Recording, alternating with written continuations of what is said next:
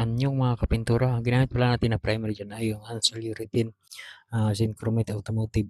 At ito na pala yung final na kulay niya guys, matte black. At ito na pala yung tinimpla namin na final kulay guys, at lahat na ginamit namin diyan ay Ansel Urethane. At sinama na rin namin yung top coat guys, at saka yung kanyang matte clear, at nilagay na rin namin sa kanyang kulay. Para malabnaw guys ay dinamihan na natin ng ah, urethane thinner din ang nilagay natin. At diyan guys ay mikos-mikos lang natin para magkahalo talaga yung thinner at saka yung pintura, tapos yung matte clear niya, at saka nandiyan na rin yung katalis niya.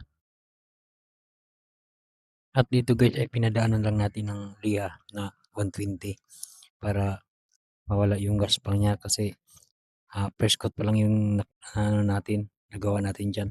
At para makasikan ko tayo, lihain lang natin yung mga gaspang. Ayun na guys. At salamat sa inyong panonood guys, at dito nagtapos yung ating video. At paki-like and share na lang po ng ating video para ma-update po kayo sa iba pang video na i-upload namin.